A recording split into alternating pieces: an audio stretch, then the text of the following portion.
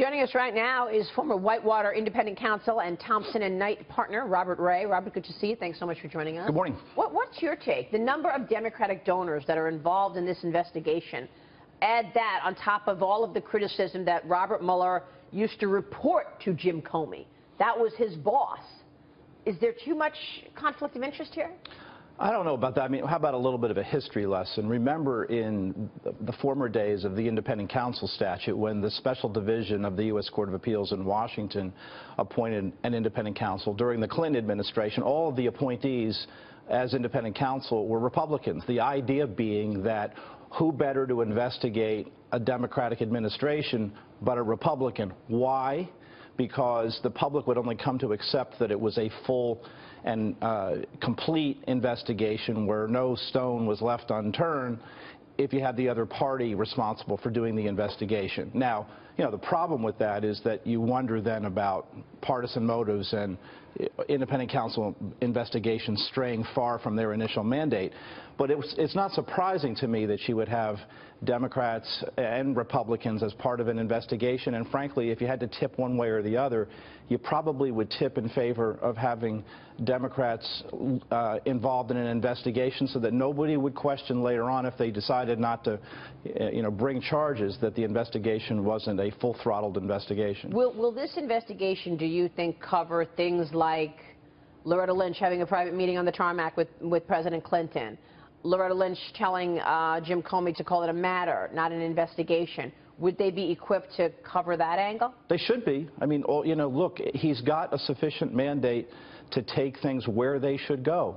And, again, I think Democrats probably are wondering, be careful what you ask for. Anybody should be careful what you ask for when you put a special counsel investigation in place, because just where you think it might go isn't necessarily where it will in fact go once it's completed. Yeah, and I've been hearing that from Republican lawmakers, kind of saying, look, the president should invite this kind of thing because on one hand it presents some possible liabilities, of course. On the other, if the results come out to say that he did nothing, it will be difficult to challenge it, and we can also kind of go down these other rabbit holes. But I'm wondering, how long do you think this is going to go on? I've said from the very beginning, I don't know if anybody's listening, but there should be a great amount of pressure for this investigation to conclude with its substantial work, at least over before the midterm elections. Now, in past practice, that has been an unrealistic hope, where independent counsel investigations with a fair amount of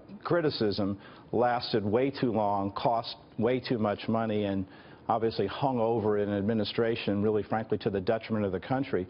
I really hope that we don't get into that kind of a situation here. I mean, if it truly is the case after a full and fair investigation that there's not evidence of Russian collusion, that needs to be said. It needs to be said in timely fashion so that the political process can deal with the consequences of that. And frankly, in fairness to the Trump administration, it should be brought to a close, if it can be, before the midterm elections, because that's probably in the country's best interest that occur.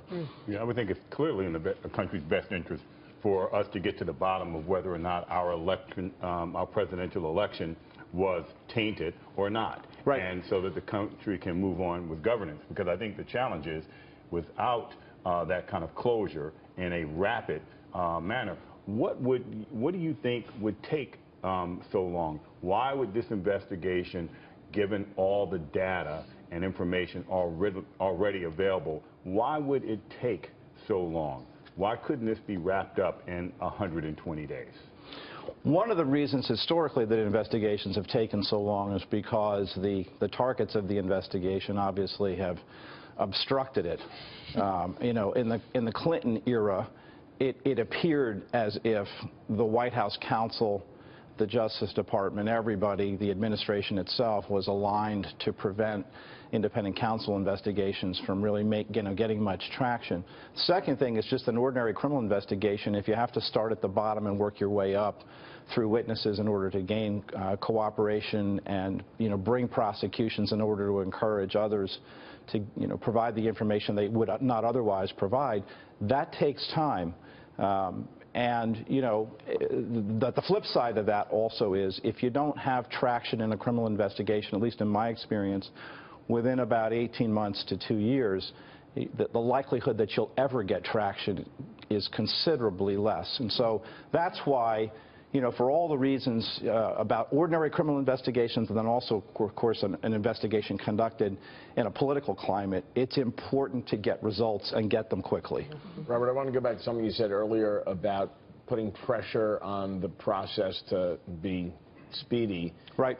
Could that pressure be then politicized as interference, and we start this whole new parallel thing? Well, sure. And, the Trump administration and the president himself probably, in retrospect, have engaged in some clumsy efforts, to do this.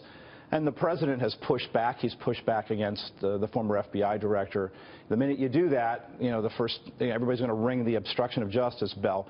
So it needs to be carefully and artfully done. But there's nothing wrong with the president and the administration pushing back, as they have, and they'll get better at it, and they have, to say, hey, listen, if there's no there there, this thing needs to be brought to a swift conclusion. And there's nothing wrong with, applying public sentiment or trying to direct public sentiment toward a fair conclusion to the investigation, if that can be done. Yeah, that's why I think he was fired.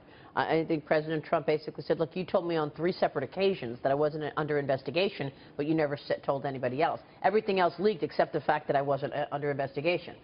Jim Comey just wouldn't do it. Right, and look, that's a tough place for both people to be in. I don't think, I think a fair-minded view of that is that neither man was necessarily wrong.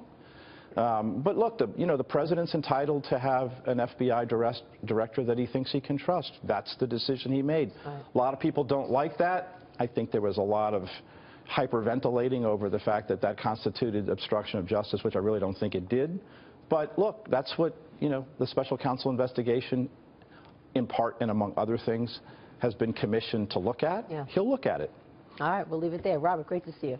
Nice to see you. Thanks so much for your insights. Robert Ray joining us there.